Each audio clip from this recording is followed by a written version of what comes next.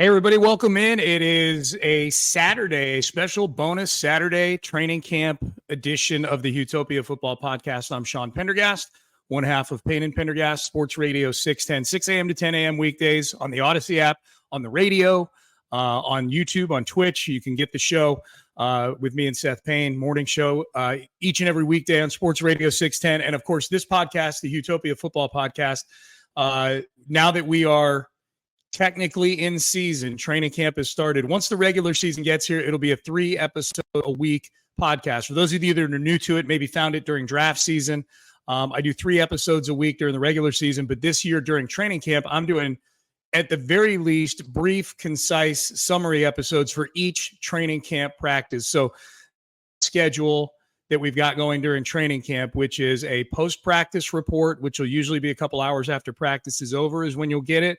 The mailbag edition on Tuesday, HOU mailbag at gmail.com. You can send in questions. And then my plan next week is to start doing player interviews straight off the field after practice to supplement the content as well. So we've got you covered throughout training camp here.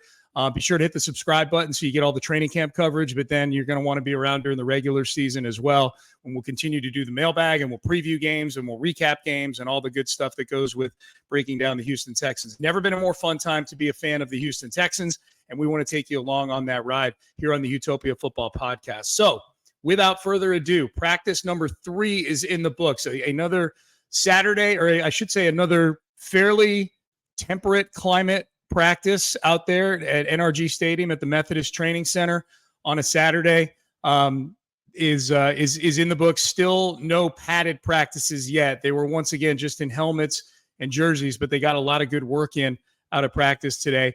I would say let's start with the fact that the coordinators spoke after practice today. I'm going to get into some of the plays, some of the things we saw in practice. Extensive work again on the new kickoff rule going on out of practice. It feels like they're working overtime, to try to figure out how that's all going to play out. Frank Ross, special teams coach, had some really, really interesting things to say about the new kickoff rules and what that's meant to his workload and kind of probably the intellectual stimulation that comes with a very, very drastic rule change. So let's start there. The coordinators spoke after practice. So this is the first we've heard from Bobby Slowik, to my knowledge, maybe since the Stephon Diggs trade went down. I don't know. I can't remember if the coordinators did media during OTAs and minicamp or not. If they did, it doesn't ring a bell. Matt Burke, we heard from as well, the defensive coordinator, and Frank Ross, we heard from. The most interesting things that came from those media sessions for me, well, I'll start with Slowik. Slowik was asked a question about what year 1 to year 2, what does he think he's most improved at, or what's an area that he's really focused on? And it was an interesting answer because he talked about learning the identity of his team. He said, even though it's a lot of the same guys, your identity changes year to year based on the league adjusting to you, based on new personnel that you get. Stephon Diggs and Joe Mixon, those are pretty big changes. He had glowing things to say about both of those guys.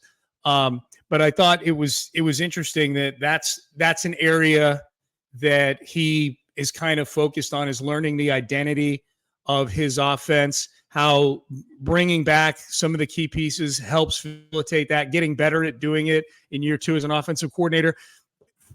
You could tell that Bobby Slowik had been through an interview cycle for head coaching jobs with his answers today. I thought he had some really good big picture answers about some of the things about being the OC of the Texans in year 2 that sounded very head coach like, and that was one of them, talking about learning the identity and trying to get your arms around that. And that's what training camp is for. That's a very head coach like answer, because I think if it was an OC answer, what can you improve at, it would be about specific play to play kind of things. You know what I mean?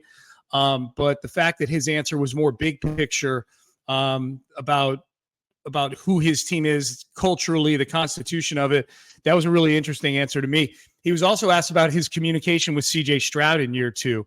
And that was very interesting because he led the answer with, well, no relationship is perfect. He said it with a smile on his face.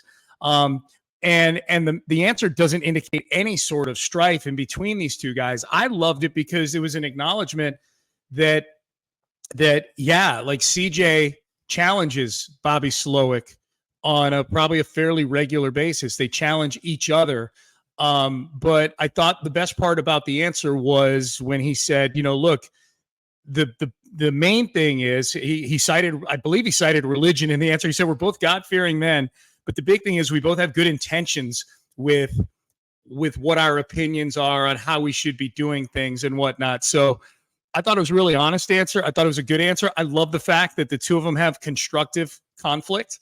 I think it's great. I think that's great in any walk of life, in any job where you've got either coworkers that are peers, or if you have somebody who's a superior and a subordinate and they clash productively. I think that's good. I think that you're going to get more ideas that way.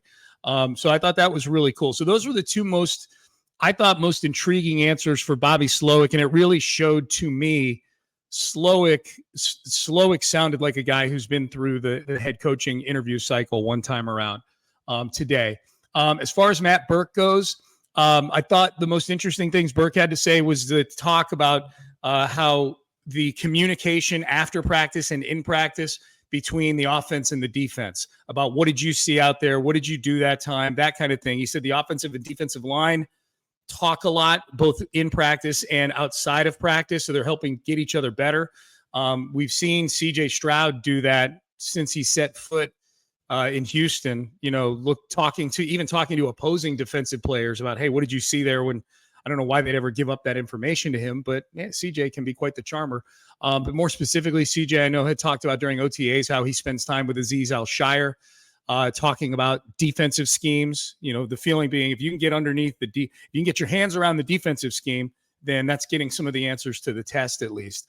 So Burke made that sound like that it wasn't uncommon to do that, but that this particular version of the Texans seems to do that more than what is typical in the NFL. And I think that's fantastic. I think that's probably, honestly, that's part of having not just CJ Stroud as your quarterback, but a former inside linebacker as your head coach.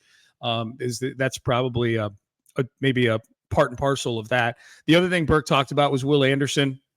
I think it was Will Kunkel from Fox 26 asked the question about Will putting on 20 pounds and how Will said he got tossed around during that Ravens playoff game. I just thought Burke was pretty funny in that answer because he kind of rolled his eyes and he goes, Will's a little hard on himself. It's hard to toss Will Anderson around like he's a rag doll or something like that. But then he went on to answer the question and said, yeah, we don't want Will to get too bulked up to where he can't do the things that he was essentially brought in here to do.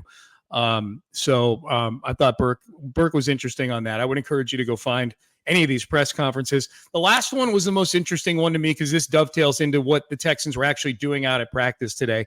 And that was extensive work again on the new kickoff rules. And that's Frank Ross's department, the special teams coach. That's his department.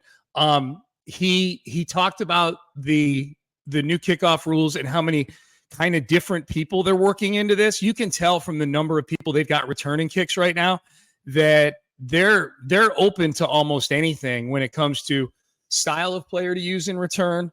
Who do you like? What the other workloads are for those guys, whether or not that matters, because you see Tank Dell and Nico Collins and guys like that in the kickoff return line. He even cited Brevin Jordan as a guy who's, that guy may need to be covering kicks now and things like that.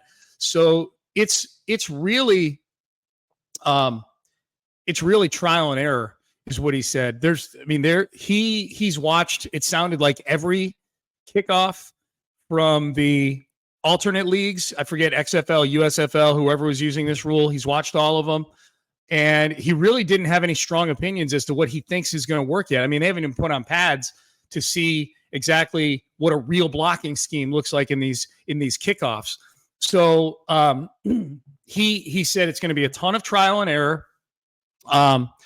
He said that they're involving the players quite a bit on this as well. They're getting their takes, the players' takes on what they are seeing out there, what's working, what's not working. It's really like the league with this new kickoff rule has handed, at the very least, special teams coaches and by proxy head coaches this gigantic project to work on during training camp. And granted, in the grand scheme of the number of plays it is in an NFL game, the number of kickoffs you would normally get in a high-scoring NFL game. Let's say a game is 28-24.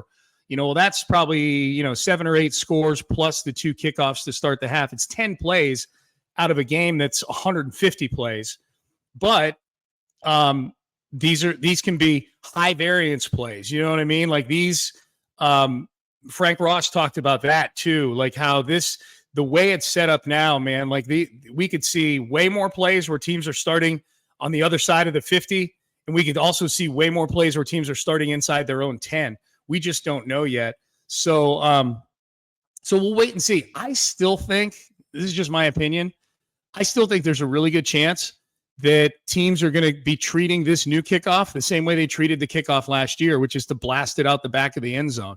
Depending on how hard it is to adapt to this kind of, the new how kickoff returns look stylistically, that there's very few guys back, that all the kicker is really the only one that's perched way back there. So if you get a kickoff return that breaks through that first wave, I think there's a chance we could see way more kickoff returners who are off to the races after that, and at the very least getting deep into enemy territory. I think there's a really good chance that a lot of teams are just going to be like, okay, it used to be where if we just blasted out the back of the end zone, that the other team would get it at their own 25.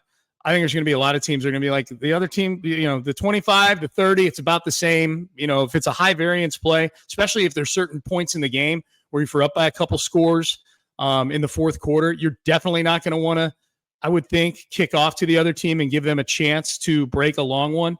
So it could very well be that all the hullabaloo over this kickoff and what body types do we need to tackle, who should we have returning, all this stuff, it could very well be that the consensus around the league is, all right, we're just a touchback it's 5 fewer yards. The other team needs to go for a touchdown. We just have to bow up on defense a little bit better. So this may be all a bunch to do about nothing, but we'll see. But even like the great Frank Ross really didn't have a ton of answers as to what this is going to look like yet. And I don't blame him for that or anything, but he said it's going to be a lot of trial and error. So we got to hear from the coordinators. That was really, really cool. The other thing just observing is no Laramie Tunsil again at practice today. So Blake Fisher, the rookie out of Notre Dame, is getting all of the snaps with the ones at left tackle right now, which I think is pretty interesting, especially considering Charlie Heck is here. Charlie Heck is heading into his 5th season as a Texan. He's played mostly right tackle, to my knowledge. I don't think Charlie's played little or at all at left tackle in his 4 or 5 years here. But Charlie, when he's been healthy, has been the swing tackle for sure. And at times the starter for this team when guys have gotten injured. He himself, Charlie Heck, was injured last year for a vast majority of the season until he got healthy towards the end of the season, actually made a start or two at right tackle for this team. But Blake Fisher, at least early on here in training camp, is certainly being groomed for a role in this offense, not necessarily as a starter, because Laramie Tunsil, when he's healthy, is going to be the starter on this team. And Titus Howard is healthy once again. He's been at right tackle the whole time. If those two guys are healthy, those are your tackles. But we know that injuries hit, and it looks to me like clearly Blake Fisher is getting this baptism by fire. And Blake Fisher has had some really good snaps. He's also had his lunch eaten by Will Anderson a bunch of times, going back to OTAs and minicamp, and then again over the last 3 days. The most glaring one today, maybe it's just recency bias, there was a play they were running with Stephon Diggs. I couldn't tell from where we were standing because we were obstructed if it was an end around or if it was just a short pass play around the line of scrimmage. But Will Anderson basically waltzed into the backfield around Blake Fisher, and that's not a criticism of Blake Fisher. He's at his 3rd training camp practice. Will Anderson was a Pro Bowler as a rookie last year, so I would expect that to be the case from time to time. But I choose to look at Laramie Tunsil's absence right now as a big benefit for this team, actually, as opposed to, oh no, Laramie's not out there. Boy, we got to get this continuity, et cetera, et cetera. Laramie is an older player. There's nothing with Laramie last season that said he's not able to wrap his brain around the playbook or anything. What I don't want to see is that Blake Fisher is the starting left tackle at the Hall of Fame game in a couple of weeks. Then we don't need to see C.J. Stroud out there. C.J. Stroud should not take a single snap in the preseason with Blake Fisher as his left tackle. The expectation is that Laramie Tunsil is going to be back at some point here, certainly back by the start of the season, but I would expect Laramie to be back to at least take a few series in a couple of preseason games. But CJ Stroud doesn't need to be out there with Blake Fisher learning the ropes, especially if it's against another team's number one defense. But I love the fact that Blake Fisher, the second-round pick out of Notre Dame, is getting these snaps, getting this experience going against Will Anderson and Danico Autry. I haven't seen if he's been lined up against Danielle Hunter at all, but this has been a great baptism by fire for him. This is how you maximize your investment in the short term in Blake Fisher, because it's not, in a perfect world, it's not going to be realized in the regular season because you want Tunsil and Titus Howard out there. But this is how you maximize it in the short term, is getting him that experience in these practices against really good competition. So this is a thumbs up thing that I really like. I don't like seeing the snaps where he gets destroyed, except for the fact that the flip side is, as David Culley used to say, well, if someone's making a play, it's a Texan making a play. So Will Anderson was out there making a play on Blake Fisher a couple of times today. As far as other notes, practice notes today from training camp, no Christian Harris out there again today. Matt Burke, the defensive coordinator, was asked about it, gave kind of a general non-answer to Christian Harris not being there. I've been told that it's not major, the reason why he's not out there. But obviously he's not ready to practice yet, whatever it is, because he hasn't, not only has he not practiced, he hasn't been observing practice. We don't know where he is. So I'm trying to kind of figure out when that becomes something that's concerning. I mean, I'm concerned about it right now just because we don't have a ton of information on it. Maybe I blame the Astros for this a little bit, actually. Maybe I'm transposing. What's the word? I'm projecting. Maybe I'm projecting how dodgy and at times seemingly dishonest the Astros are about injuries. Maybe I'm projecting that onto the Texans a little bit, that I'm being told it's not a major deal. The same way that we were told Justin Verlander's arm was not a major deal, and yada, yada, yada. He gets Tommy John surgery, that kind of thing. The same way Joe Espada or Dane, it might have been, that Christian Javier and Jose Urquidy were feeling a little better. They were feeling good. And then yada, yada, yada. They are laying in twin hospital beds with each other getting Tommy John surgery. I don't know if that was true, like to that degree, but they got it back-to-back days. So no Christian Harris out there. I say all that to say that. As far as other things out there, no Joe Mixon today. That was a Veterans Day off. Dameon Pierce is the clear-cut number 2 running back on the team because he got a lot of the reps with the ones. Dane continues to run decisively and run hard. He looks very, very good. So that was good to see. As far as other things that we saw out of camp, sorry, I'm looking at an indicator here on the old stream, and I'm hoping that this is recording right now. So we'll see, but I think it is. I think we're good. As far as other things, just certain plays that we saw out there, CJ Stroud, it looked like there was a concerted effort for Stroud to be connecting with Stephon Diggs at practice today. He was hitting Diggs more than he was hitting any of the other receivers out there. I don't know if that was just part of the plan or if Diggs was the one getting open. It's practice, so we'll see. Diggs looked really, really good. Man, Diggs has looked excellent throughout camp. Had a play today where he caught a ball over the middle, and whereas most guys would catch the ball and continue to run in the direction they were going and probably get tackled after a couple of steps, Diggs caught, planted, and completely did a 180 and ran into space the other way. It was impressive. So Diggs looks good. CJ looks good to the extent that I barely pay attention to CJ because he's so automatic. He had a couple kind of ill-advised throws today, a near interception that he threw kind of rolling out. The offensive line did not do a great job pass protecting today, I will say that. So CJ had a couple throws that were a little questionable, but when he's got time to throw, as usual, he looks great. He looks fine. Davis Mills had a good day today. I thought Davis has been hitting a lot of receivers in stride. The play of camp today was probably a 50, 60-yard bomb for a touchdown to John Mechie from Davis Mills. Mike Ford was in coverage on that one on Mechie.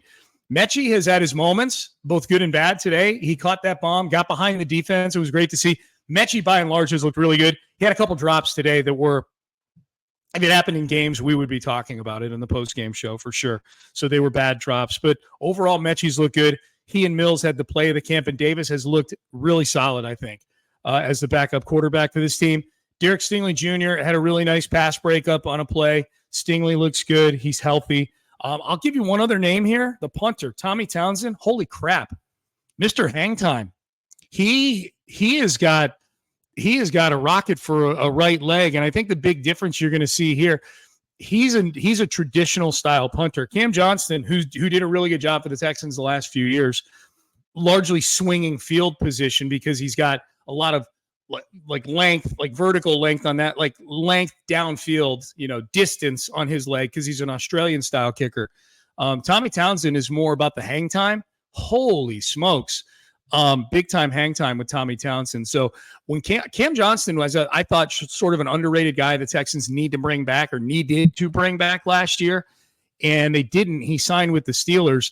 They signed Tommy Townsend. They might have upgraded at punter there. I mean, Townsend is a former Pro Bowler, maybe All-Pro. He's looked good. So just special teams, big for this team.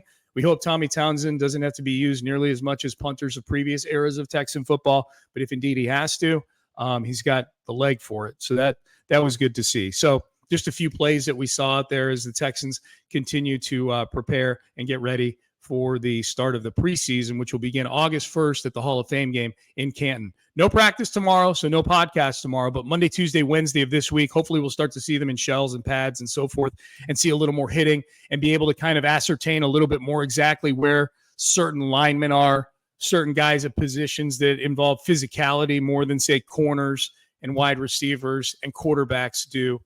So that should be a whole lot of fun next week, and I will have you covered on all that. So in the meantime, if you want to send an email, we're going to do a mailbag episode on Tuesday, houmailbag@gmail.com.